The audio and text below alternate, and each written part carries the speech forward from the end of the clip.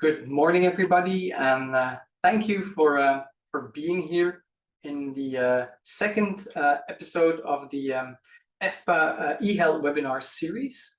I'm Tom, and I'm involved with the eHealth workstream, part of the Standing Committee on Psychology and Health. We've had some ongoing rebranding, but you can still find much of our information and repositories available at EFPA or ehealth.efpa.eu. There's quite a number of resources there, like previous recordings of webinars we've done in the past, some guidelines, some interesting papers and perspectives that might be of interest to you as well. So perhaps good to know is that this is the second of 5 webinars.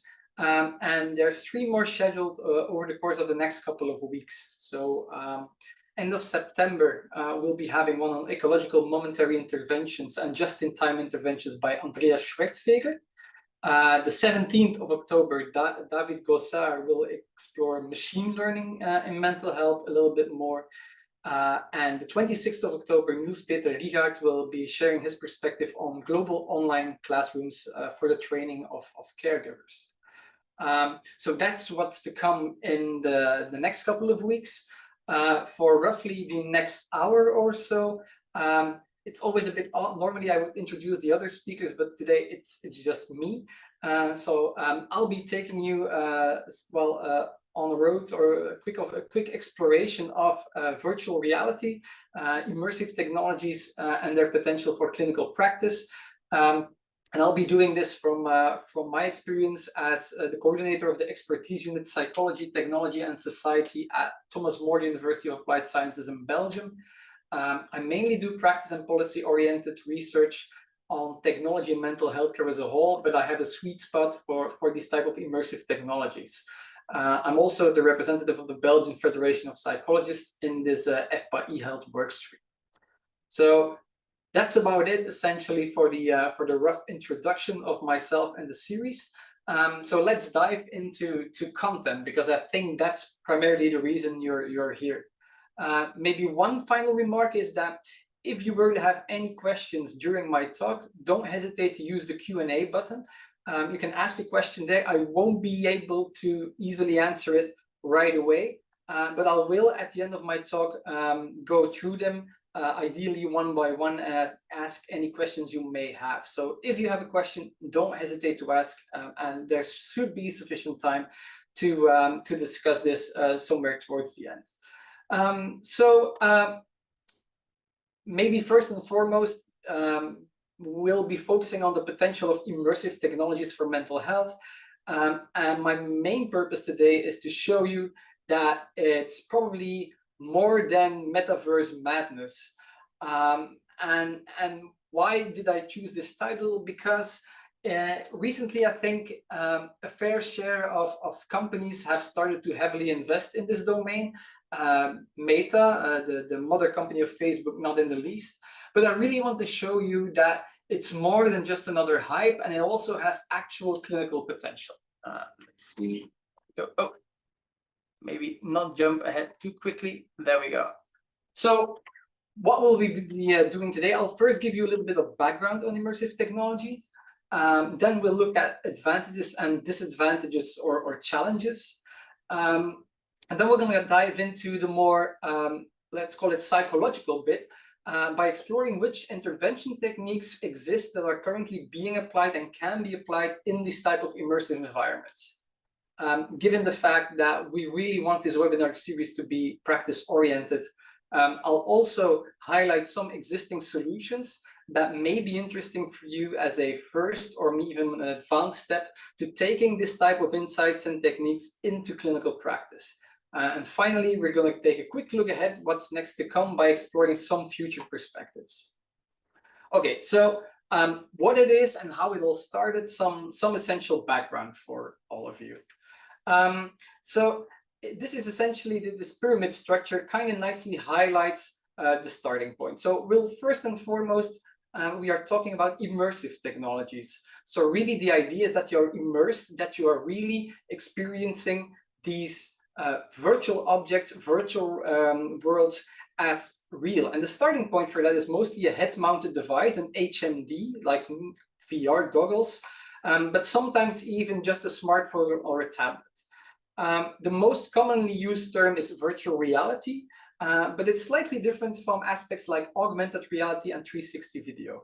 How exactly? Well, VR is most of the time 3D computer-generated content. So it's programmed by engineers, it's made with a computer, and it looks, well, computer-generated essentially, although increasingly realistic as computers and software have improved dramatically over time.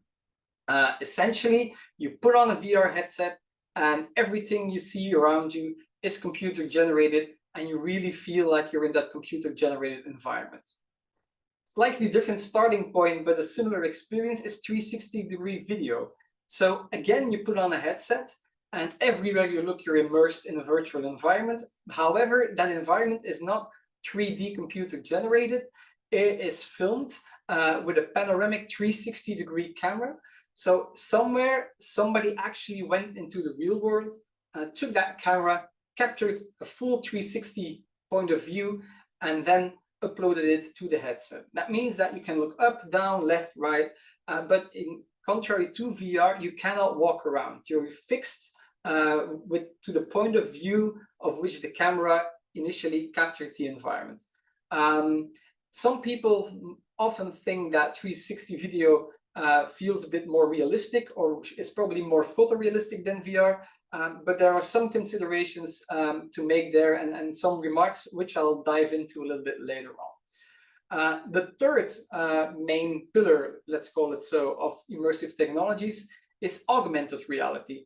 The main difference between AR and VR, which are the common abbreviations, is that to really experience augmented reality, you still see at least part of the real world.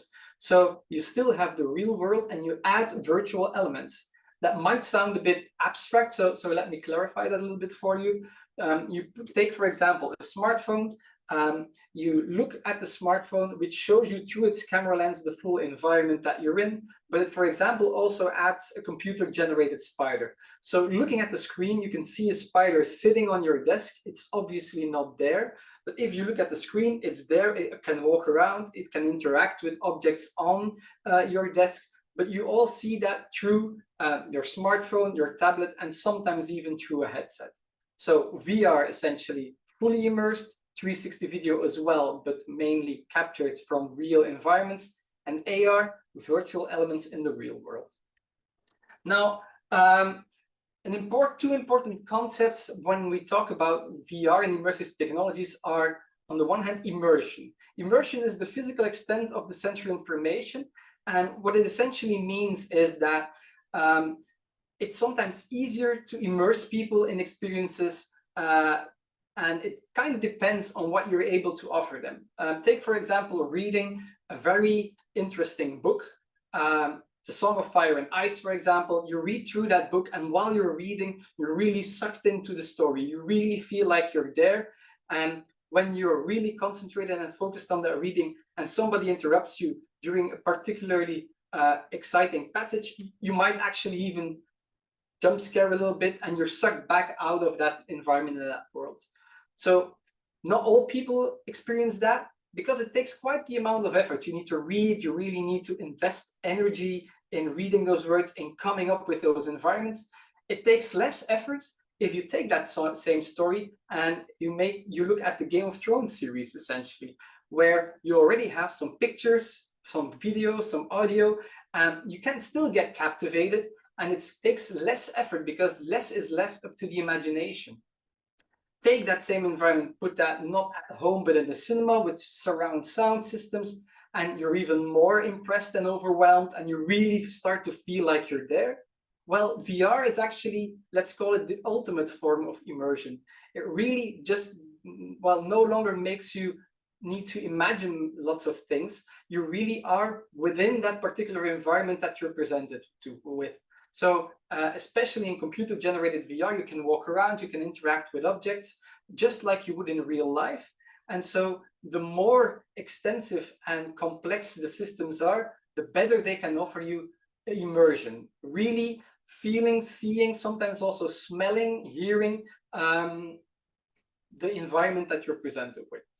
A second aspect is the affective content, meaning that, and especially relevant, I think, in mental health care and for psychologists, is that when you present people with things that are especially relevant to them, like, for example, somebody who is afraid of heights, and you put them in an immersive nature environment where they can just look around, they might really feel like they're there, but they could still be a little bit skeptical.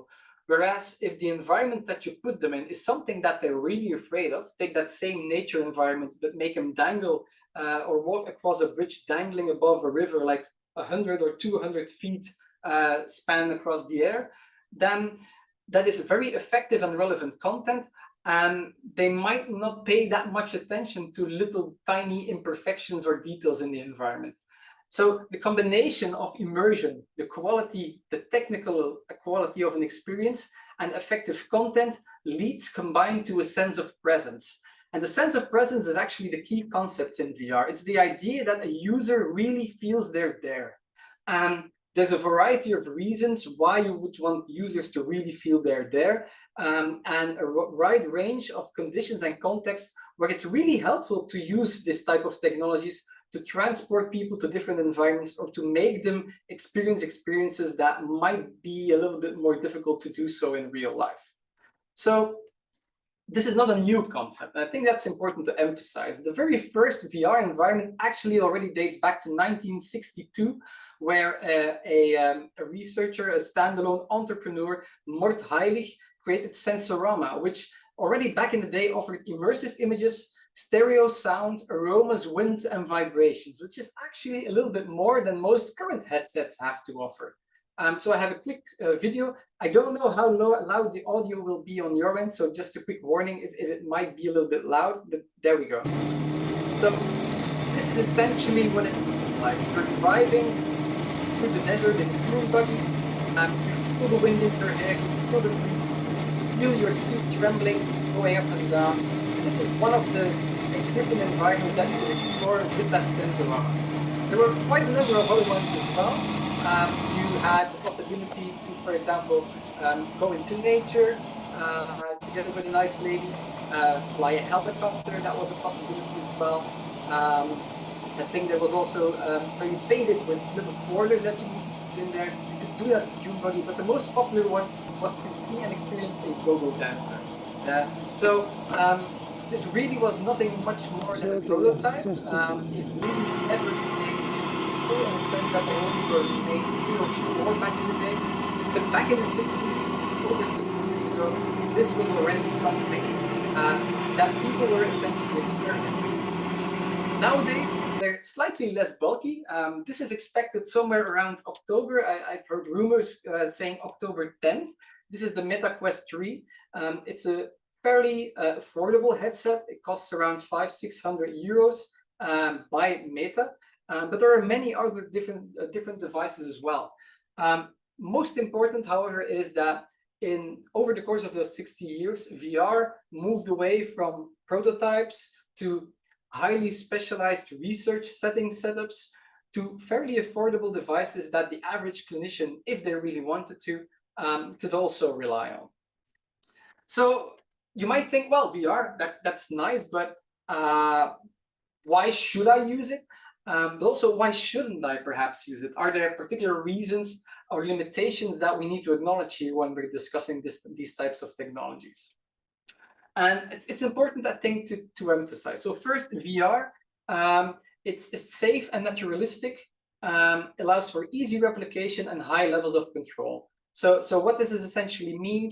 If you want to put people on top of a large building, it's safe, or relatively safe at least, to do this in VR. You can put them there every time.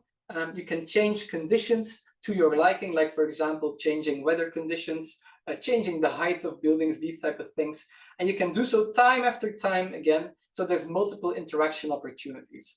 And that adjusting of the environments for specific interventions means that depending on what people are particularly afraid of, think, for example, of spiders, You can take a small spider, a big spider, a hairy spider, one with short legs, long legs. I mean, the possibilities are near endless. So there's lots of possibilities in VR.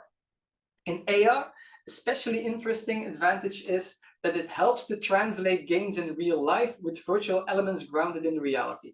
Might sound a little bit abstract, so let me clarify that for you. If you learn in a therapist's office to no longer be or be less afraid of spiders, they can give you an AR application to take along with you. And you can use that AR app to make a spider appear somewhere in your home in a place where you might expect it. So you may have learned to deal with spider anxiety in a more sterile environment, the office of the therapist. But using these type of technologies, you can actually take those spiders and put them in your home or in other challenging places.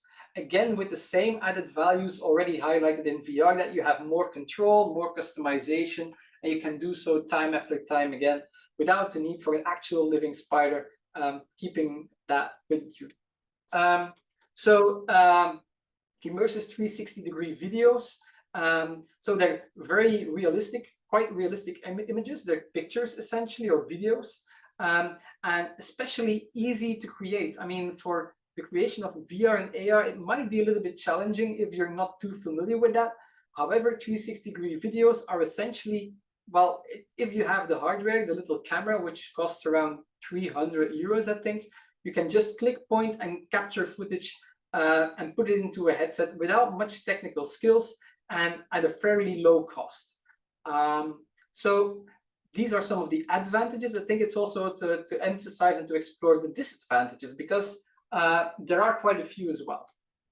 So when it comes to VR, there's quite a number of headsets available and lots of different software applications which are often tailored to particular cases.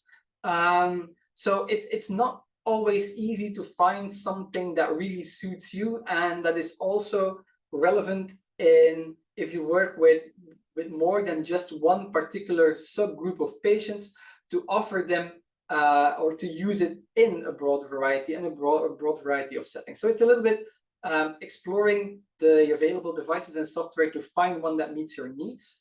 I mean, I've been saying it's only 500-600 euros, but I mean, it is still an initial startup cost and a cost that you need to make.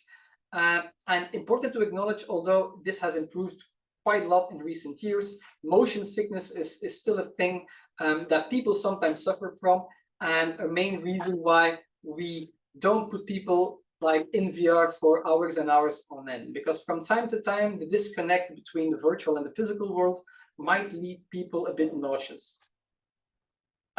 So looking at AR, AR is actually, compared to VR, way more novel. So there's actually a lot less applications and solutions readily available at the moment. So that's a main disadvantage there. And when it comes to 360-degree videos, again, there's not much procedures available on how to integrate this in routine care. Because you're stuck essentially in a movie, you cannot easily interact. Some people are exploring interactions in 360-degree videos in research, but most of the time it's just presenting people with a video essentially. When motion sickness, sometimes also called cyber sickness, comes into play, this more easily happens in 360-degree video compared to VR. Especially, and if you ever were to create your own 360-degree video footage, this is a tip I want to give you: never add motion to this type of videos. So don't walk around with a 360-degree camera. Some people do, and some patients actually can deal with that, but it's sometimes quite hard to stomach to be standing still yourself and being moved through a 360-degree video footage. So it's cyber sickness is definitely quite a challenge here. So I think you may have now a broad overview of what immersive technologies exactly are, but that's more from a generic and technical point of view. Now we dive into the research bit for clinical purposes. So what is already out there, and for whom might this be interesting technology to use? So I think it's important to emphasize, and for some people this sometimes comes as a surprise, that there are already two intervention techniques that have a long-standing tradition, especially in research, while using VR. It's exposure therapy on the one hand and the concept of prolonged exposure on the other hand. It's actually even so that research on VR has been conducted for a longer period of time now than apps, just because already by the end of the 1990s, we saw first research-based VR, even immersive VR experiments. So exposure therapy, I've hinted at it already a couple of times, fear of flying, animal phobias, other specific phobias. We know that it's actually quite easy to do this in real life settings, or not easy, but effective. It's especially difficult and time intensive to organize. So what's the added value of VR or virtual reality exposure therapy? That you don't necessarily need immediate access to snakes, that you don't necessarily need to keep spiders along with you. And you can either use flooding or systematic desensitization. So depending on which approach a patient might respond best to, or you're most familiar with, you can just give them the biggest spider, or you can give them the biggest snake, or using VR, you can gradually build up that experience. You can reuse these environments while manipulating their intensities. And also particularly interesting, you can select relevant parts of a feared experience.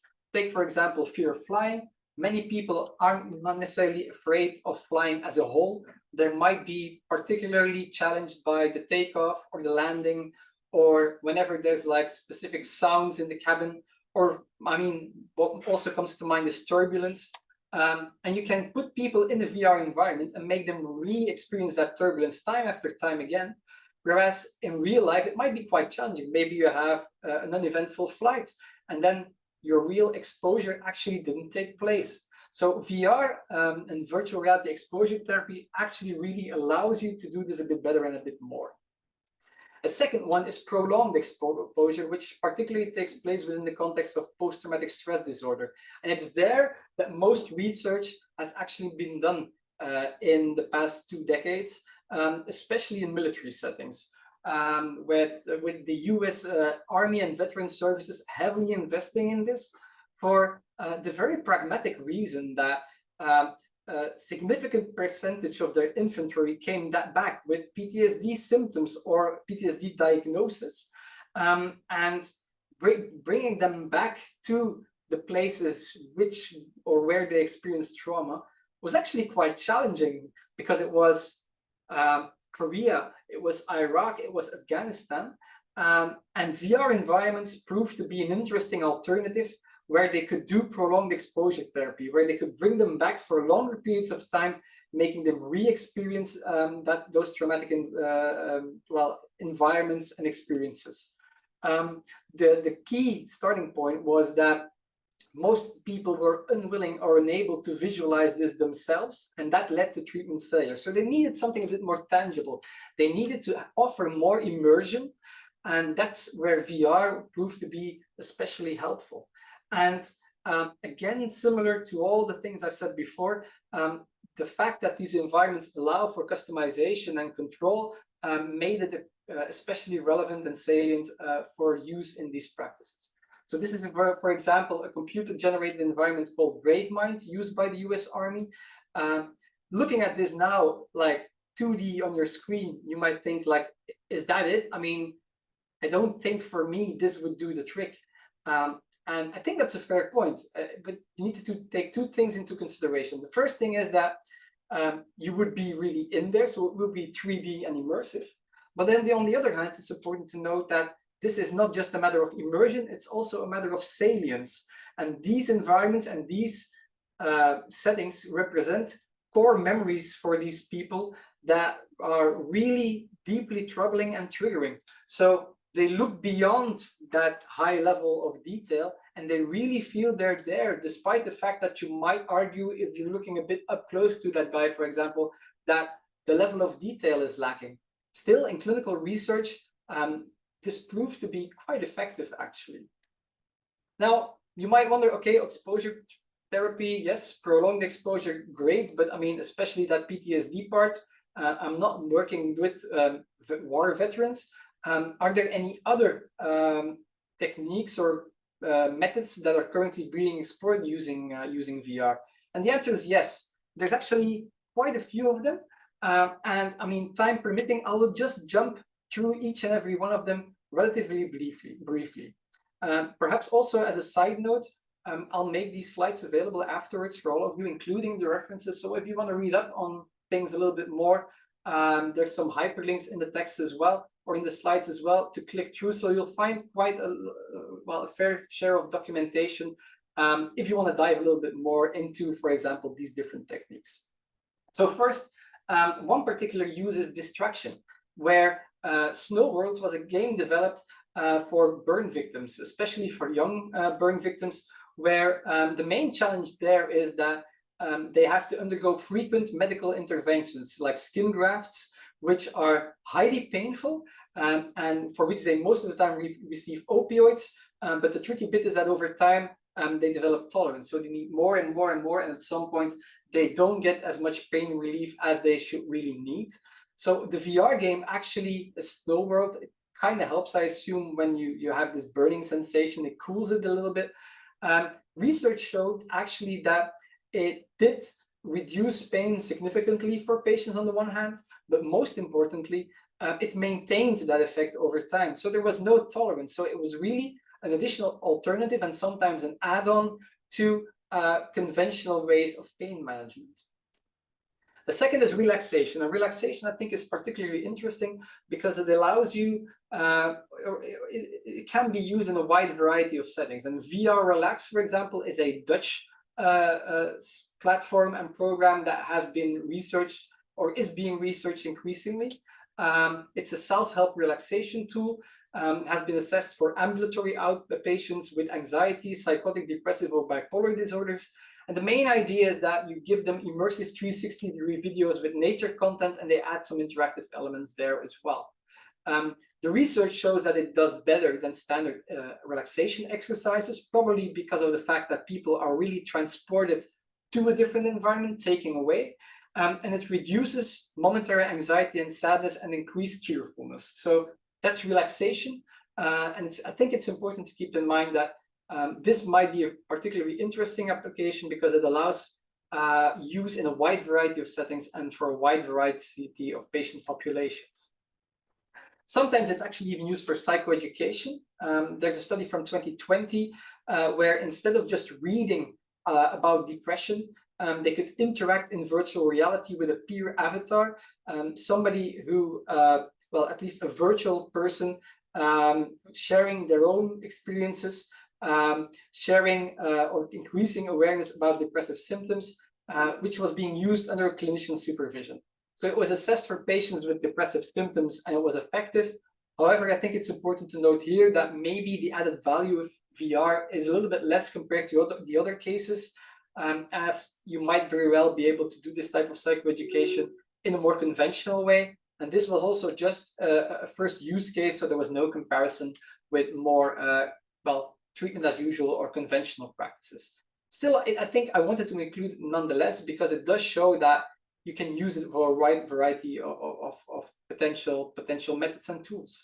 So as we all hopefully know, behavioral activation is often used in the context of, for example, depressive disorders, major depressive disorders, to let people do activities that are incompatible with their current state of mind. So to get them to move while they are very lethargic and don't want to move. It makes sense. And it's relatively easy, well, it's not easy to do, but it's easy to offer the possibility to do so because you need to convince them to essentially go out. But in the pandemic, again, 2020, this wasn't too straightforward. So they actually relied in a use case, again, on 360-degree YouTube videos with a modified behavioral activation protocol. So instead of going physically out, they put on a headset and they went, for example, this is actual footage, I think, to the Maldives, like an island group, and they had to look around different scenes, try to really take in the views and the perspective and the experience. And it was a little bit unconventional, but it worked nonetheless. An interesting one as well is cognition challenging in anorexia nervosa. So a key aspect of that disorder is that people perceive their bodies as obese or overweight, whereas in reality, they're actually very slim or severely underweight. So VR was used here, and this is already quite an older study, to show them in VR a body that is normal sized. The participants had to use a controller and touch their body at the same places as they saw in VR, and at the same time they would see a normal healthy body instead of their own. And that effect actually lasted up to 3 hours, them feeling that their body parts were more realistically estimated. So it looked a little bit like this. On the top, you can see what they saw through the VR headset, their body, a normal body being touched. And at the same time, they actually felt their own body being touched. And this type of correction, it's not ready for practice just yet. I think that's important to emphasize, but it does show that creative use of these type of technologies might in time allow for meaningful change within our therapies, and especially help deal with some of the challenges that we cannot overcome without that use of technology. A last one I want to discuss as well is again a very creative use. So patients with schizophrenia often hear voices. This Danish platform Heka VR allows the patients together with the therapist to design avatars looking like those inner voices. So they can create them and they can actually see them in the VR environment. But even more so, the therapist can then talk on behalf of the avatar using voices that have been recreated to resemble very closely or even exactly, if possible, to the voices heard by patients. So essentially, instead of just hearing a voice and most of the time saying rather negative things, they could put on the headset, see their own idea of what that person behind that voice might look like, and hear them say more adaptive, compassionate things. There's some ongoing research there. There's a clinical trial that is currently, I think it will wrap up by the end of next year. And first results are actually that it's quite beneficial. There's some spectacular use cases with people who were, with one case, if I recall correctly, where treatments failed for close to over the past 20 years or so. But by using this platform, they actually managed to go without these auditory hallucinations for the first time in over those 2 decades, and because of the way that they've approached this type of treatment. So I think it shows, and essentially that was, I wouldn't say it was exhaustive, let's call it a brief narrative review of the different techniques available, but it does show that there's a wide variety of possibilities that are currently being explored. So you might wonder, okay, I'm kind of enthusiastic about this. I want to give this a try. Well, what is currently out there? What could I use? What could I explore? And I think I have some existing solutions for you, but first and foremost, some basic points of attention, which are rather generic, but I think, and most of the time when using these type of apps, you're notified of this by default, but it might not hurt anyways to say. So first and foremost, whenever you do stuff in the VR, you want to match positions. You don't want to be standing up in a VR environment while actually sitting down in real life. That really messes with one's head and creates a disconnect and might lead to like uneasy symptoms like nausea or feeling a little bit disoriented. So it's important to match positions.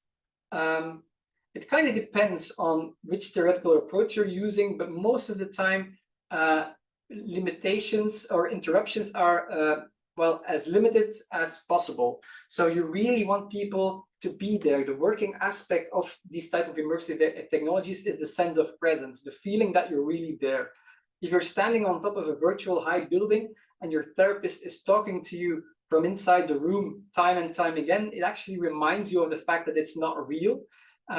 And it makes it slightly easier, and we don't necessarily want it to be easier. We really want them to explore VR as a challenging real-life alternative.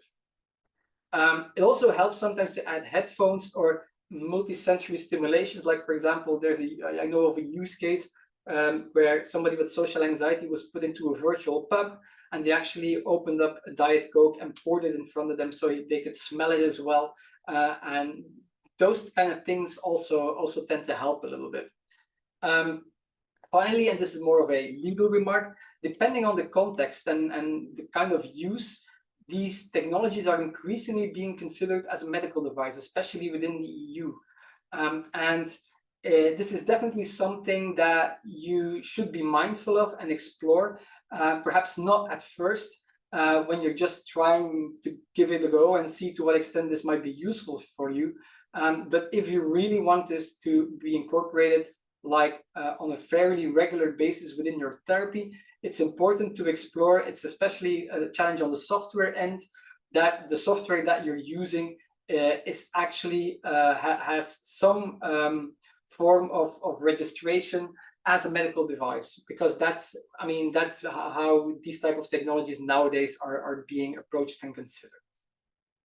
So I will have to move back and forth a little bit because they're slightly behind me, but I'll do so in a moment.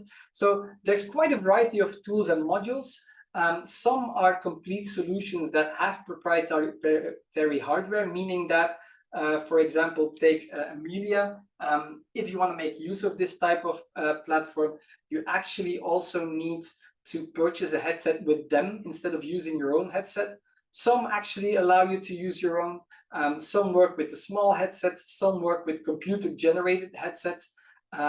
Fortunately, support is frequently included as well, where if you have any questions, be it content or technical, you can reach out. And so just to name a few, there's Clever, Virtuo, Amelia, C2Care, Heka VR, Vrendel, Psilaris, Oxford VR, quite a number of them. You can just write them down if you want, but in the slides there's a hyperlink between each and every one of these logos, so you can easily click them as well, and this will direct you straight to their website. I don't have an affiliate program or whatever, and as this is a rapidly evolving and changing domain, I might be missing out on some, so don't hesitate to let me know if you have any good suggestions or tips here as well. But these are some of these type of established and more extensive platforms. You might say, however, well, Tom, that's perhaps a bit much. Don't you have like something easier to get me started with? And unfortunately, the answer is yes. So on YouTube, there's 360-degree video, where you can find a broad range of freely available experiences. Although it's not always that easy to find suitable ones. Like, for example, if you want to explore 360-degree videos of pure heights, you might find extreme heights, but not necessarily a gradual buildup of different heights with increasing intensity and level of difficulty. Still, there's some YouTube channels, including one that we have ourselves, youtube.com/digital mental health. And so you can use these type of headsets. They look fancy, but they cost on average 35 to 40 euros, and you slide your smartphone in here on top. The one downside, so Google Cardboard is the cheapest version. There's Cardboard. These are more plastic ones. This is, I think, the Bobo VR headset, but you have quite a number of them. The one downside here is that I think Google recently removed support for iPhone devices. So this actually only works with Android smartphones. So before you run out and buy one, it's important to know that you need the YouTube app on any Android smartphone. And if you open a 360-degree video there's a little button that you can push that will split your screen and allow you to see this image as a 360-degree video. So definitely worthwhile to explore. Actually, you can also watch these videos on a simple laptop or computer screen, but then obviously it's far less immersive. So it kind of looks a little bit like this. So this is a 360-degree video. This is in Dutch, but I mean, doesn't really matter. You can add some instructions to a reader, and I think after a few seconds, I think the footage will actually start. There we go. And so you can look around everywhere. You can look around. You just cannot move. But this is like, for example, this is in the beautiful town of Mechelen, Belgium, where you can relax a little bit by a little lake, and it transports you from time to time to different settings within that park, essentially. And many more videos, some perhaps with a bit nicer nature as well, can be found on YouTube. So there's also quite a number of standalone smartphone applications, and one interesting one, for example, is Xerophobia, which a while back has actually already been assessed in an RCT, where I think it was the fear of heights one, where the 6-session self-help intervention was compared to care as usual, and found to be equally effective. So people using the psychoeducation bits within the app combined with the VR exposure that was in there, they actually found it to be effective. And following these results, they continued to develop one for fear of flying, and also one for spiders, which that one is AR, but I mean, it's a bit the same starting point and the same approach. So psychoeducation within the app, and once people have received sufficient psychoeducation, there's a VR exposure component, and it uses these type of cheap headsets, like of anywhere between 20 and 35 euros. So you look at a particular scene with a little white dot, and if you look at it, you can move to the different scenes. And this, for example, is just somewhere in the Netherlands, where you can climb a virtual ladder. But again, it might not look as realistic as you would hope, but research shows that it's effective, and it is especially effective because climbing a ladder in the Netherlands, but anywhere in the world essentially, is for people with fear of heights a very challenging situation and setting, and it's a sufficient basis to train them to deal with these symptoms. It's maybe also a good time to note that in most protocols where VR is currently being used, it's not necessarily the final step. So it's frequently used as in between imaginary and real life exposure, although sometimes research does show that you don't necessarily need that real life exposure aspect to it. However, most of the time, especially in practice, people will at some point still go to an actual high building, or for example, in fear of flights, they will take an actual flight. So this app, available in Dutch and English, again from the Netherlands, combines 360-degree videos for public speaking and enhances it with an interface. It essentially allows kids to practice a talk in front of a wide variety of classes with kids of different ages listening to them. So how did they do this, if you're wondering? They essentially just show them footage of children watching, very interested to what you might be telling. You can add your own notes here, so you can read some of the notes that you've written down. And this is again smartphone VR, meaning that you only need a smartphone, slide it in a headset. And perhaps also important to note that the iPhone limitation only applies to YouTube VR. So the Xerophobia has an iPhone version. The Speak Up app also has an iPhone version, so you can use it there as well. So also interesting to note, this is Flowborn. This is that is currently available for the bit more premium headsets, for the Meta Quest headset, where you can use your lower abdomen move forward in this virtual world. There's actually also a version that does not allow for biofeedback, which relies on a tablet or a smartphone, which you can find, I think, in both the App Store and I think this is particularly interesting. There's some ongoing research here as well, because you're really immersed in these type of relaxing environments that are quite meditative. I've hinted at spider phobia for quite some time. This is AR for spider phobia, Phobis. It again combines psychoeducation within and then add some AR elements. So you add virtual spiders there that appear, and you can make them appear anywhere in your own real life environment. Similarly, you can do the same with Xerophobia spiders for spiders as well. So you need to take time into consideration what's next, some future perspectives. I want to show you two things. The first is fully immersive augmented reality exposure therapy, and the second is a VR photo scan.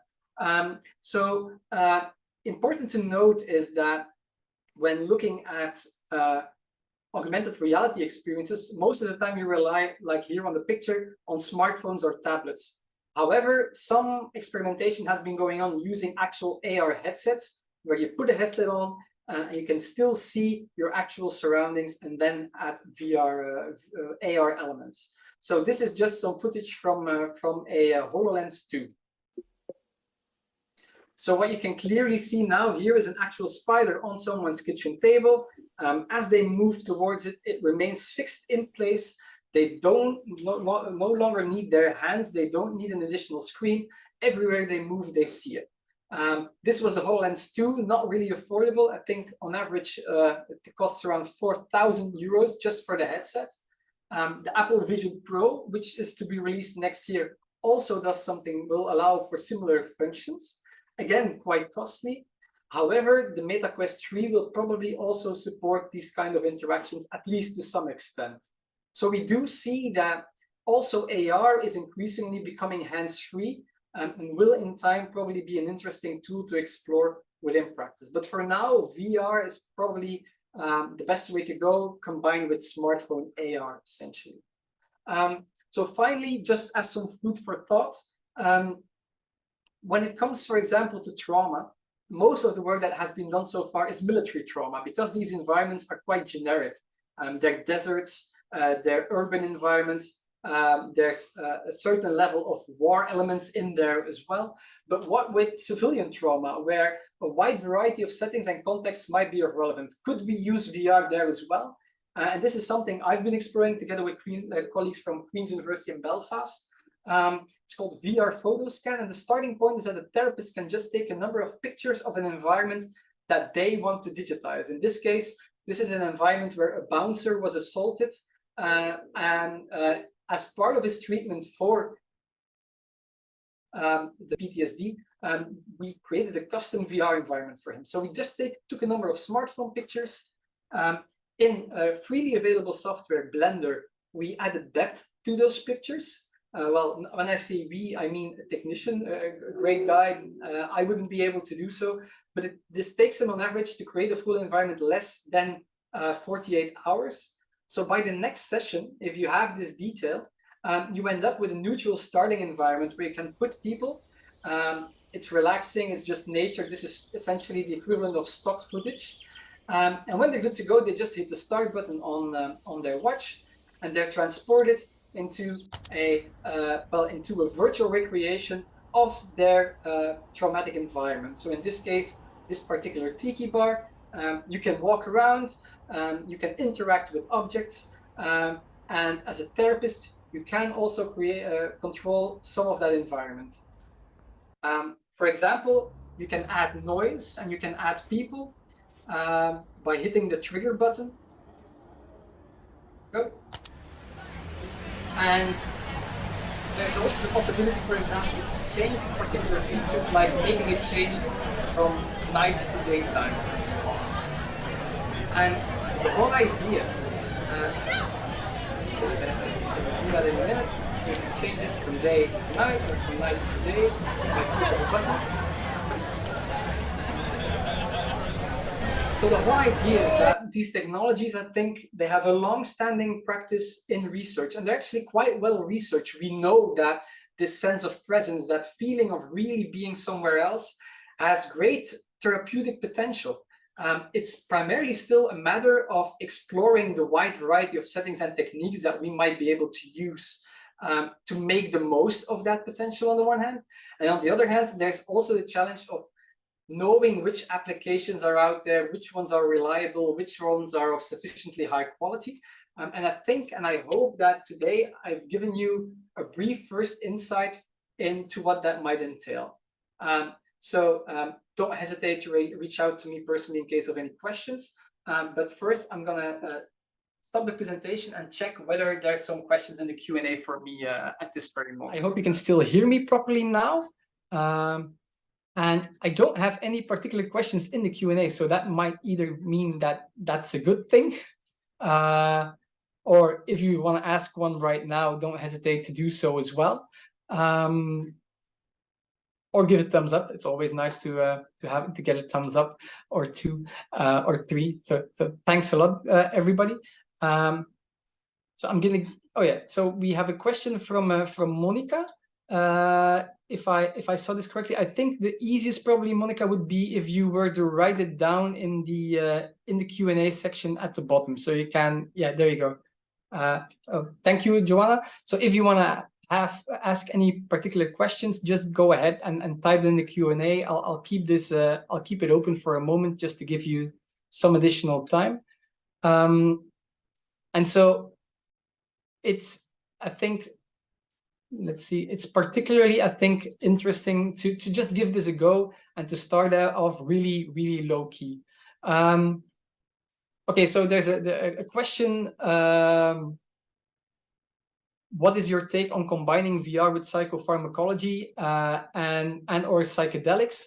So I don't have any particular experience on that, but I do know that it's essentially being explored at the moment. And contrary to what you might think, there aren't that many limitations on with whom or in what particular conditions you should or shouldn't use VR. So roughly speaking, severe neck complaints on the one hand, and well, epilepsy essentially as well are big no-goes because we don't want to overburden or trigger people potentially. But aside from that, it is a relatively safe starting point to explore. I mean, I think, for example, that it might seem counterintuitively to work with auditory hallucinations in VR, but research does show that it can add value. But to be fair, I don't really know that particular domain of psychopharmacology, psychedelics combined with VR that much. But I hope that answered the question a little bit.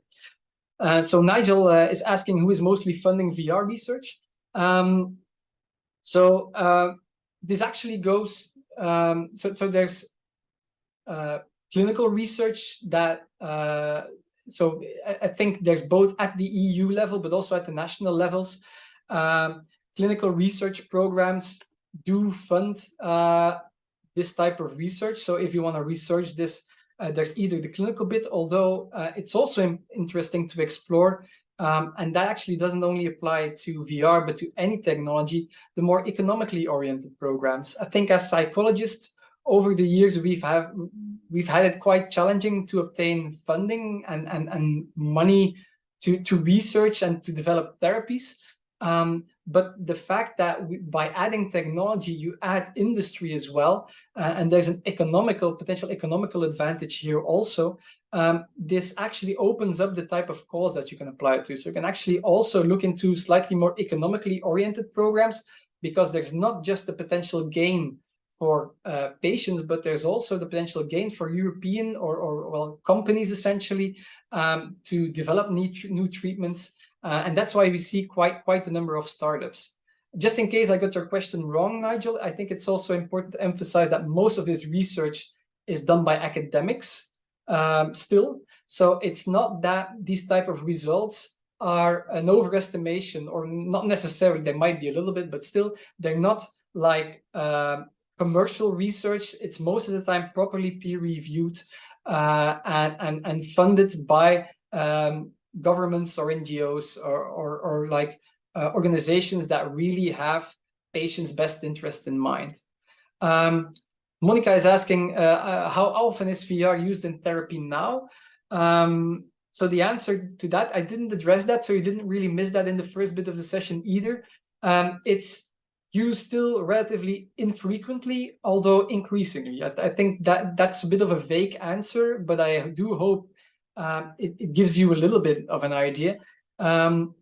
We see that it's especially within specialized practices and centers, ones that buy, for example, licenses to platforms and then start to routinely implement it within care. And in parallel, you do see gradually more and more psychologists exploring this. But if I were to if I would have to like put a number on it, like how many psychologists have active experience with VR, it's probably less than 10%, maybe 15%, and routinely it will be even far less. So it's not that if you haven't done so far, you're really missing out or you're really behind.